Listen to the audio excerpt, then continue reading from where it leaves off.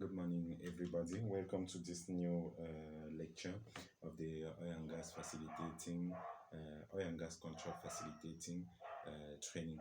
In fact, I have to record that since we started this training, we said by the end of the training, you should be able to facilitate, read and understand a contract, draft a contract, know who are the players and how to complete a deal, and you shall be able to complete a deal and start or start your own firm as an oil and gas contract facilitator. Okay, uh, as we said, it is very important for you to know the vocabs related to the business. Okay, uh, in the previous video we have explained, in the previous classes we have explained or defined some few vocabs or terms that you will and items that you will come across in the game. Today we are going to continue with the Marines documents. Please watch the video or the class on the shipping items. Okay, here you have the marine documents. These are also the documents that will apply in the oil and gas business. This, I would like to emphasize on the fact that these documents or these items are not necessarily related to the oil and gas. Any international deal, any international facilitating business, you can meet these items there. Okay, since oil and gas is also international, you're gonna have it here. Okay, so let's get started. The first that you have is the ATB. The ATB, which stands for Authority to Board. The ATB, this is a marine document issued by the captain of the mother vessel. The mother vessel is the vessel of the seller. Okay, the mother vessel is the seller's vessel carrying the cargo to to be delivered. The captain issue the ATB to the buyer, advising him to bring his inspector on board his vessel to conduct the cure and cure inspections. So the ATB is a document issued by the seller, sent to the document to come and inspect the cargo on board. I hope you know that Q and Q means at this point you already know what is Q and Q. Okay, the captain will give detail of his location by exact latitude and longitude, of course, and you know that the ocean is very vast. He will also include his email address, phone and fax number for painless contact. This marine document must originate from the captain of the vessel. If it does not originate from the captain, it might be fake. Okay, so each time you see an ATB document, it must originate from the from the captain of the vessel. Okay,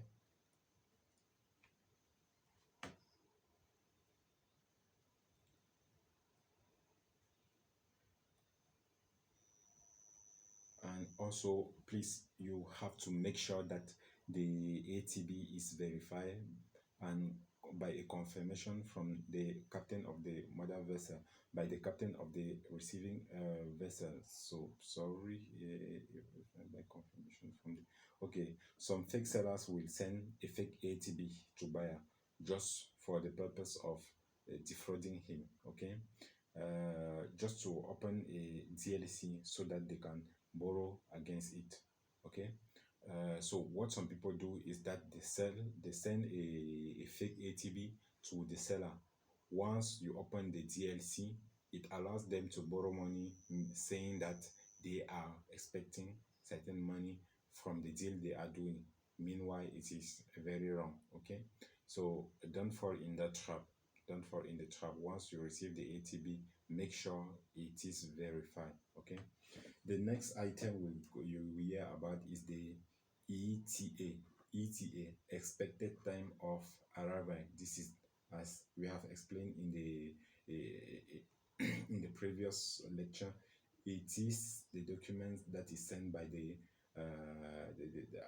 buyer's vessels the captain of the buyer's vessels to say at what time they will meet at a given at a given location in the TTT transaction. Okay. The NOR, notice of readiness, which is sent by the seller's vessels. Okay, the seller's vessel notice of readiness to say, okay, we have the crude on board already and we are about to sail. Okay, the CPA, the charter party agreement. A charter party agreement is the copy of a contract signed between the charter and the commercial operations of the vessel. The agreement specifies the total cost for the charter, okay, method of payment, and all relevant information about the vessel. Most TTT sellers require that the buyer should provide them with copy of his charter party agreement. It is risky to provide Nigerian sellers with such document, hence they can easily alter it for fraud-related activities. Please be careful while dealing with Nigerian sellers and supplier.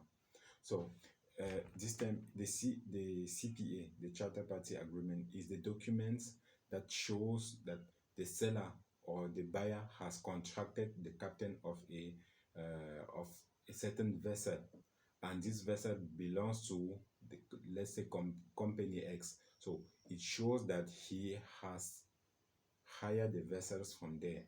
So once the seller sends you the document, it means that he is real. Okay, good. Continuing with the marine related terminologies, we have the destination port. The destination point is, or destination port is the point of discharge. That means the location where the cargo will be discharging from the vessel. Okay, that means where the cargo will be discharged from the vessel. It could either be is on CIF, TTT, or FOB cargo. Okay, this term is very often synonymous with a CIF transaction. In the CIF transaction, you will always have a destination point. Okay, that means where we have to discharge the crude. The mother or the feeder vessel, as I said, the mother vessel is the seller vessel and the feeder vessel is the buyer vessel. Okay, what is a tank farm? A tank farm is a storage facility where crude oil is stored and finally pumped into a waiting vessel.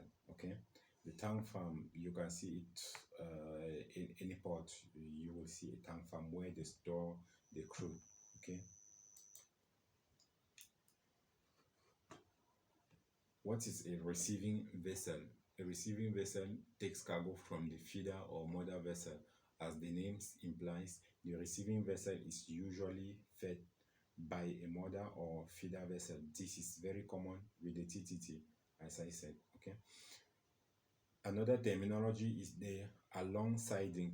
Alongsiding, that means side by side. Alongsiding, side by side. The two vessels come side by side to transact the crude, to share, to discharge the crude. Okay, two vessels are said to be alongside or side by side before they engage in the process of transshipment. When they get side by side, they connect all transshipment holes and pumps before they commence transshipment, pumping the crude oil from the feeder to the receiver vessel. Lightning. This is the process of transferring crude oil from a large oil tanker by a small oil tanker into a storage refining facility. It often happens in case that the mother vessel, or maybe in a CIF, for example, if the mother vessels arrives at the port, at the discharge point, and the port is not deep enough for it, right? Then we are going to use a smaller vessel which can easily sail in the area, okay, which can easily sail at that deepness, or at that deepness of the sea, to discharge it into the storage facility. This may occur where it will be very unsafe for the larger tanker to come close to the storage facility. It may be for safety reason, it may also be for, as I said, practicability. Okay.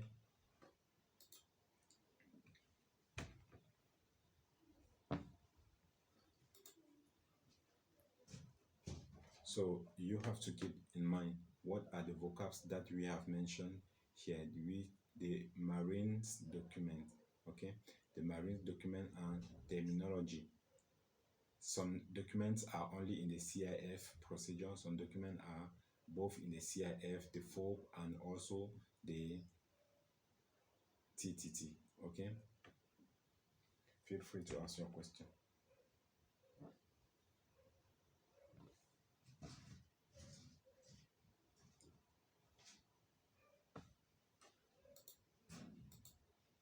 Yeah.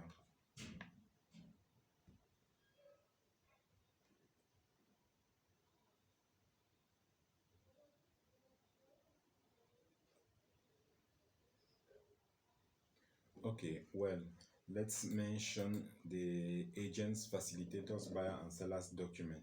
These are documents that each party has to raise.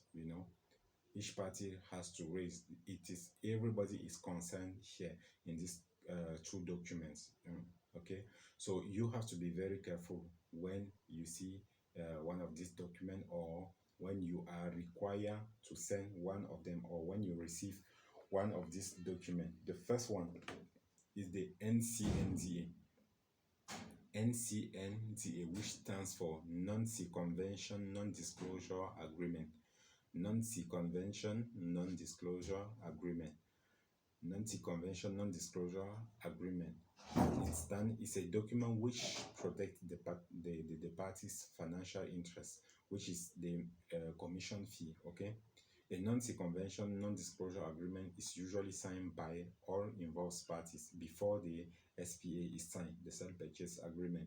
Before you engage into the transaction and all the negotiation, you have to sign an NCNDA to make sure that you will not be circumvent. Okay.